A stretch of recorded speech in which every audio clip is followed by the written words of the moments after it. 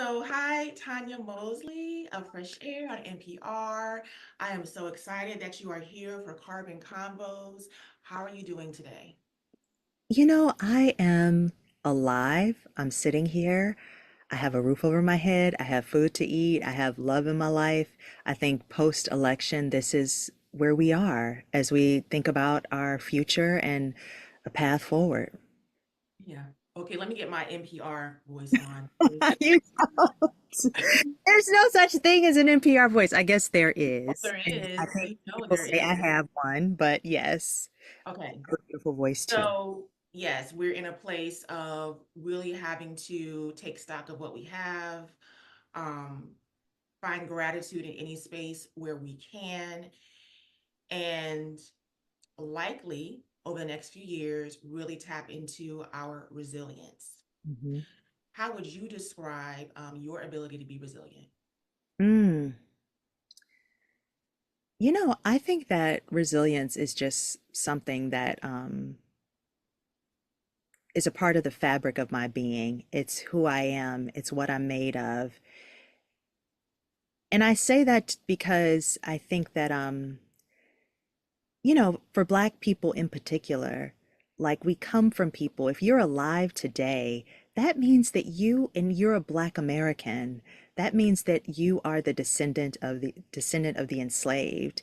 And they had to survive, and then we had to continue to survive through Jim Crow. We had to continue to survive through the headwinds of the last few decades in a way that toughens us up in a way that like makes us who we are. And so I would say that resilience for me is just a part of how I've been able to make it through.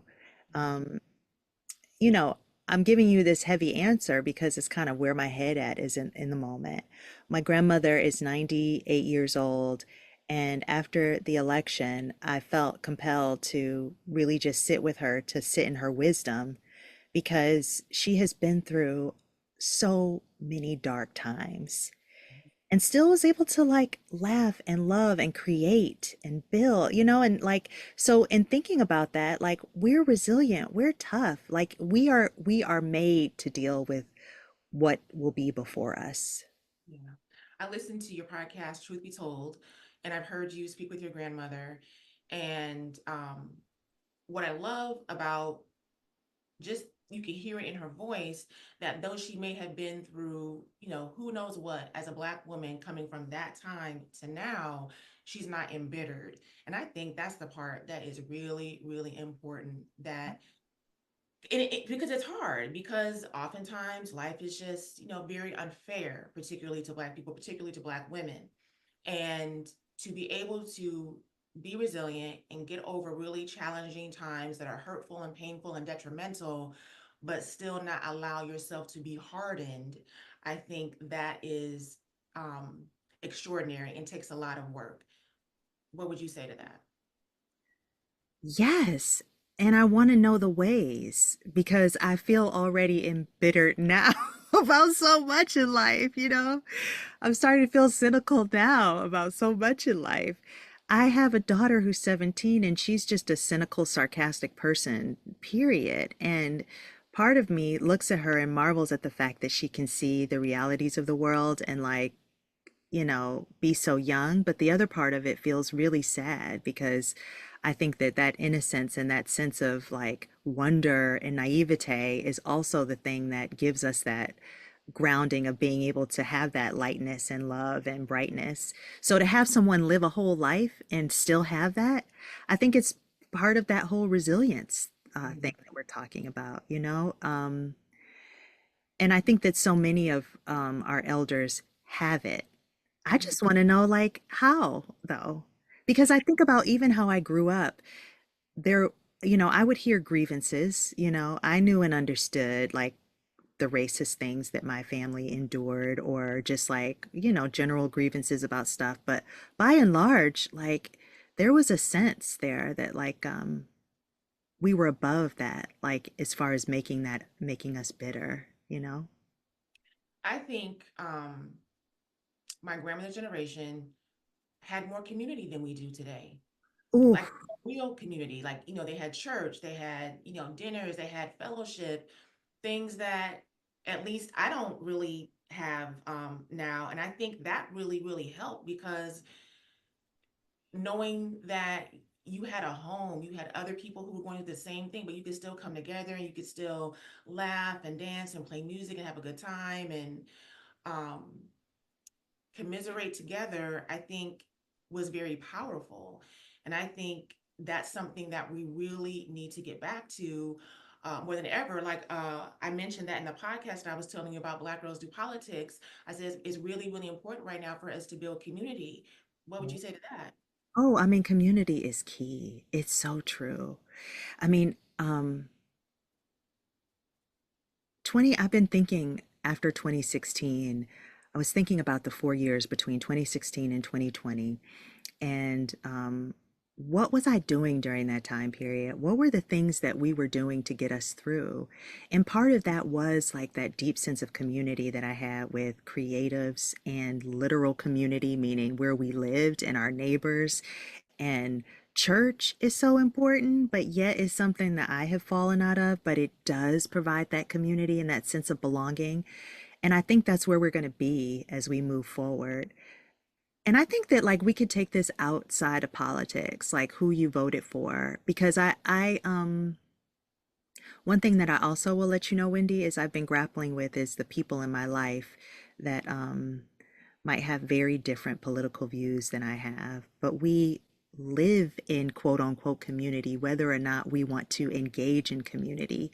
And so, like, what are the ways that we're going to be able to engage in community and still build it and create it and not be us versus them? That's like the things that I'm thinking about too.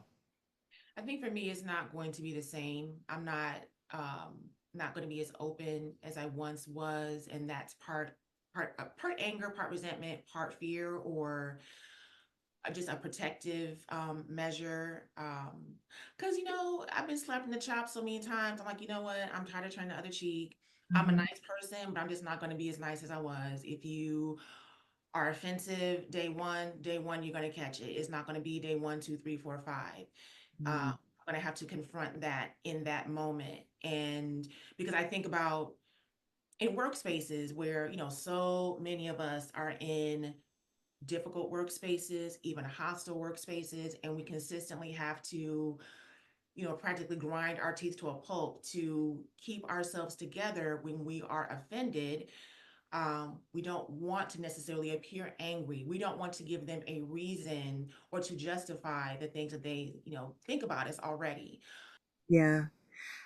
I feel sad and I think it's unfortunate, like when we have to say to ourselves, I'm going to be less of me Yeah. in order to get more of what I want and need. Because um, I think that like this is just a reminder that it's always a game when we're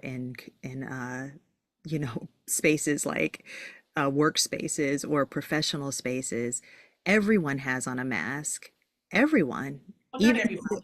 Trust. I have workers who have no filter whatsoever. They come to work who the hell they are, and they expect you to accept every second of it. that's true.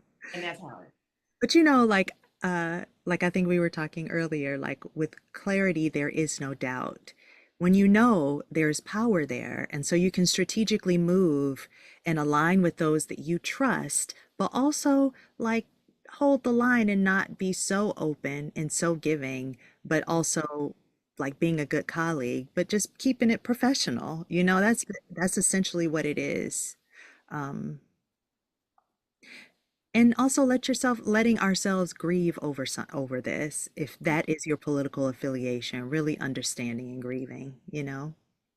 And I don't think it's that Black people didn't know, or people who are, liberal and wanted a better country didn't know how The this realities and is. true, right, right. But this just put it so much in the forefront that it still kind of feels like a shock to the system. Like, dang, I know what's up, but now I really know what's up. Yeah. So how do I navigate that? So You that know, leads me.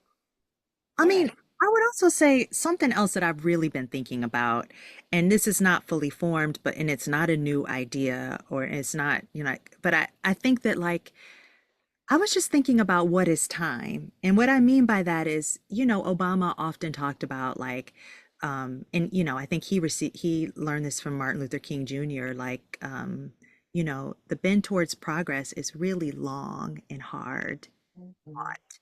and we might not see the level of progress that we wanted to see in our lifetime, but it doesn't mean that we're not in moments of great progress.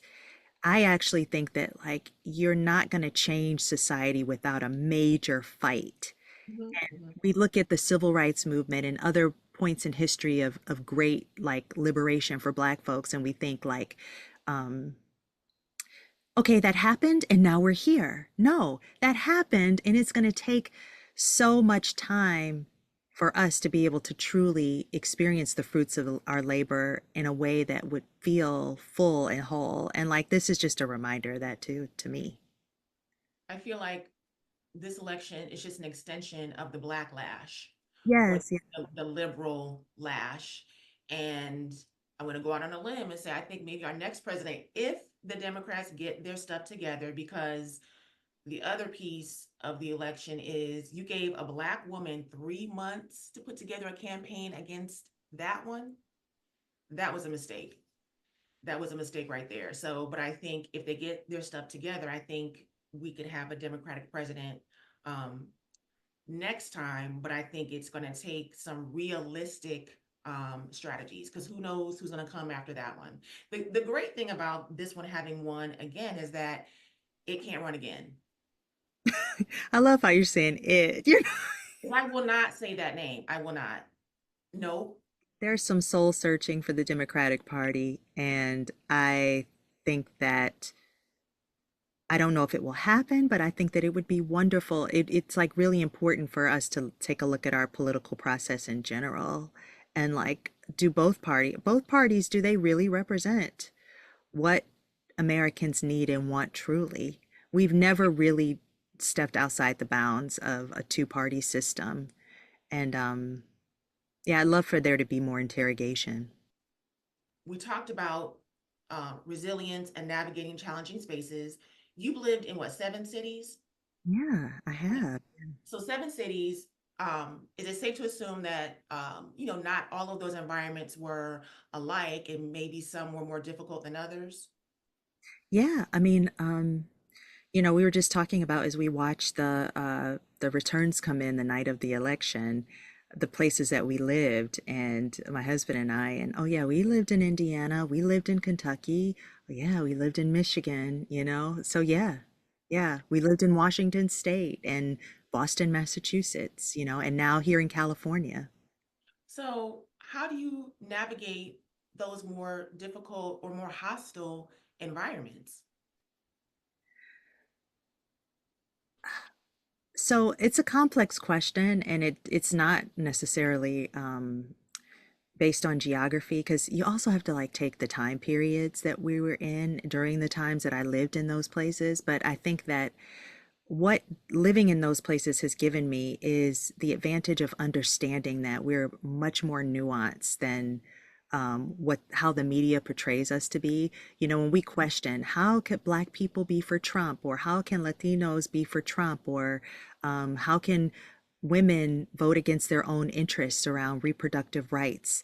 I think living in those places has offered me an understanding of a more nuanced look at why people would vote in that way or have belief systems.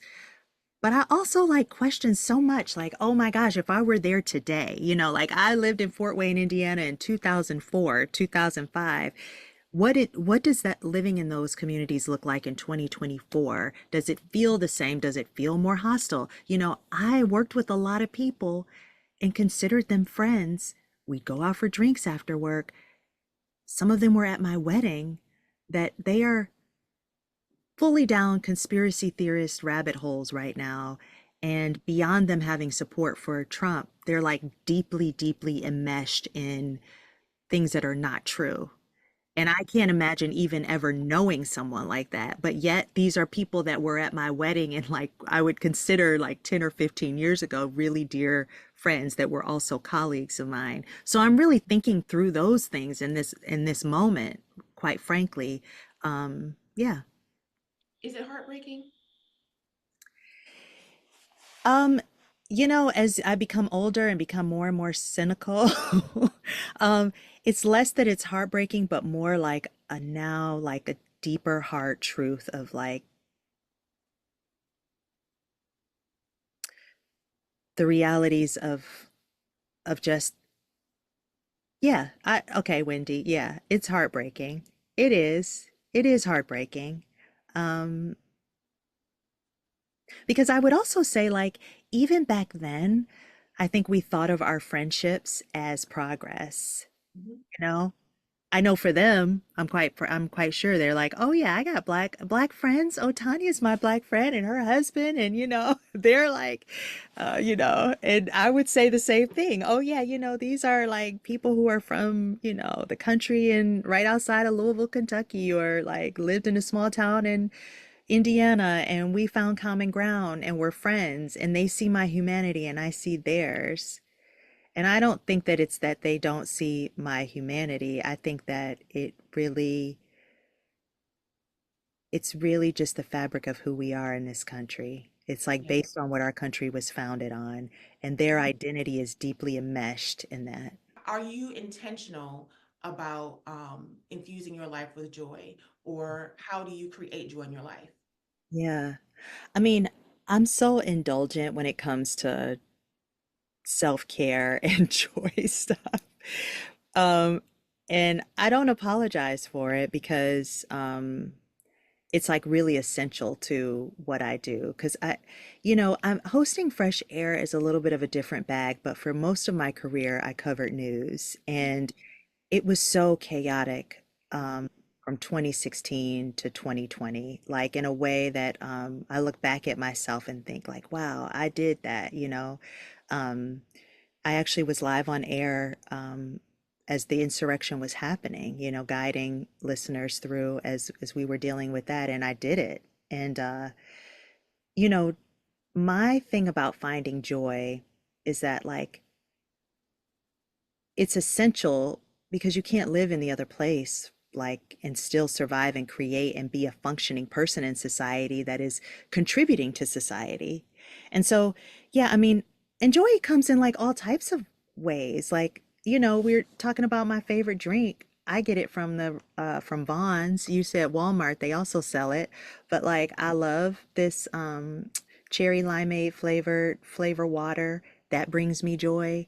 My kids bring me joy, watching a good movie, being outdoors. It's the small things. And I think my grandmother said in that first episode about joy, joy is just something that lives in you. Like happiness is fleeting. That's like such a surface thing, like something, an event or something can make you happy, or you watch a show, you make you happy. But like joy is something that lives in you, that sustains you. It's kind of like the little light, inside of you. Yeah. And I'm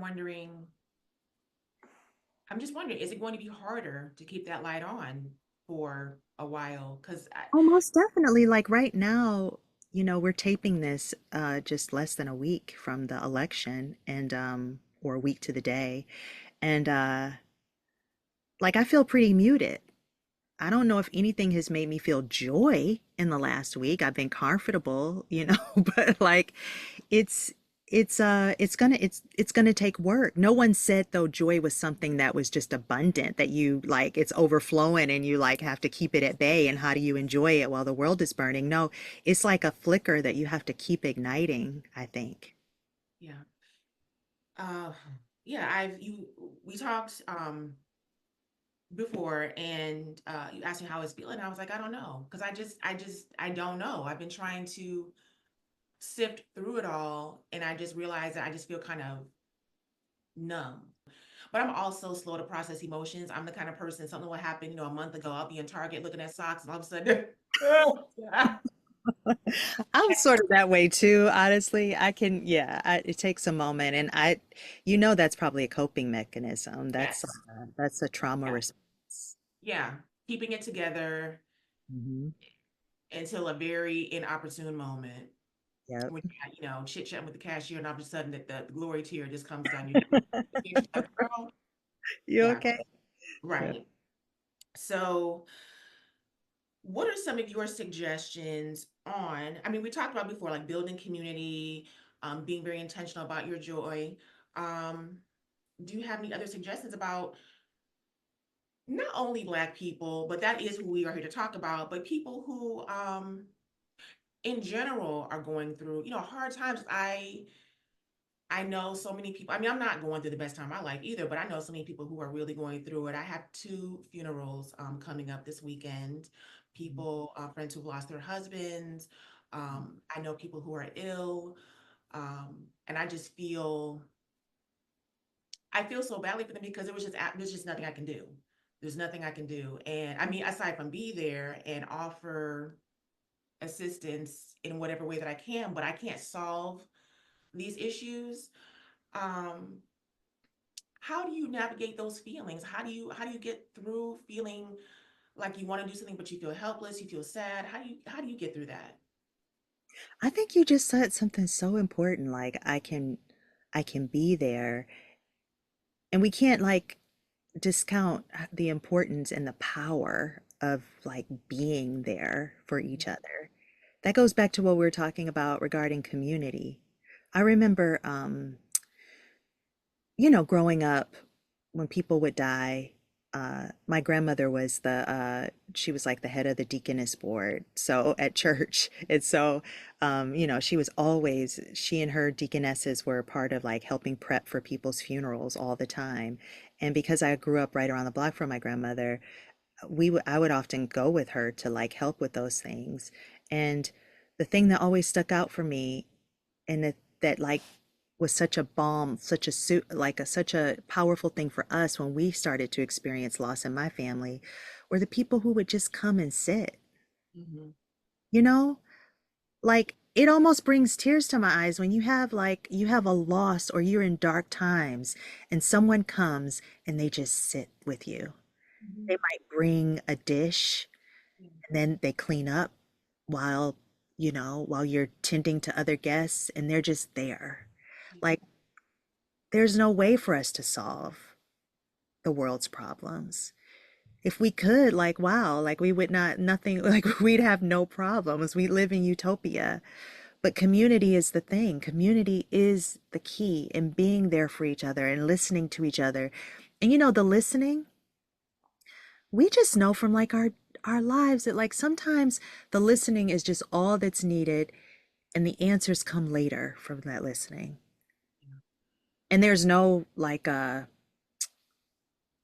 time frame to that. So that will lead me to asking, what do you do to maintain or support your mental health?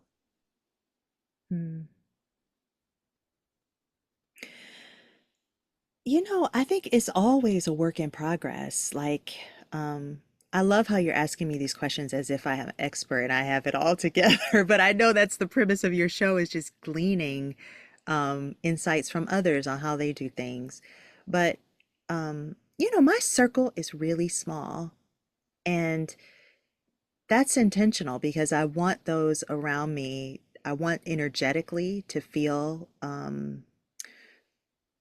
like I want to feel that the positive vibes and energy.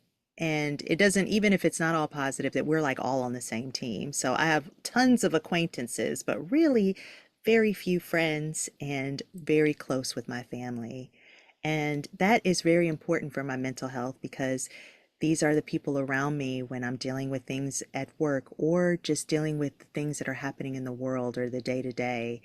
I also, my circle is small because it allows me to like be inward. I do think it's important as much as we are outward and like consuming and thinking. I really do, at a certain point, I'm really disciplined with social media because not too long ago, just could really feel how it was taking something from me. It was stripping me of, like a sense of self because I'm like all in everyone else's lives and then trying to keep up with everything that's happening, to the point where like yeah, I was separating myself from myself. And so like the less that I engage in that, the better it is for my mental health. I do engage, but like it's at very specific points in the day, that I'll take the time out and say, okay, this is my 10 minutes here or hear. Yeah, that's just some of the things. Thank you so much, Tanya. Bye.